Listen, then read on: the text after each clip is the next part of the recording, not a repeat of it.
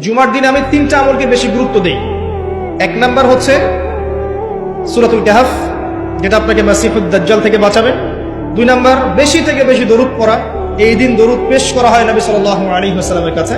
আর 3 number এটা যেটা আপনাদেরকে শেয়ার করছি, সেটা হলো আল্লাহ রাসূল সাল্লাল্লাহু আলাইহি ওয়াসাল্লাম বলেছেন, কেউ যদি জুমার দিনে সকাল সকাল গোসল করে, আর্লি মর্নিং গোসল করে ফেলে, একদম ফরজ গোসলের মতো, এবার সবচেয়ে উত্তম কাপড়টা পরে, নোংরা কাপড় না, বেস্ট কাপড়টা পরে, আতর খুশবু ব্যবহার করে, সুগন্ধি ইউজ করে, সুগন্ধি ব্যবহার করে সে সকাল সকাল পায়ে হেঁটে মসজিদে যায়, বাহনে চড়ে নয়, পায়ে হেঁটে মসজিদে গিয়ে ইমাম বয়ান খুতবা শুরু করার আগেই মসজিদে চলে গেছে, ইমামের কাছাকাছি বসে, কাউকে কষ্ট দেয় না।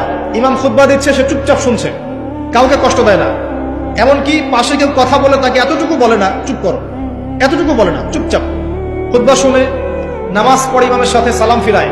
নবী সাল্লাল্লাহু আলাইহি ওয়াসাল্লাম বলছেন, এই যে প্রতি পদক্ষেপ হেঁটে এসেছে, প্রত্যেক পদক্ষেপের বিনিময়ে 1 বছরের নফল নামাজ, 1 বছরের নফল রোজা নেকি দেওয়া।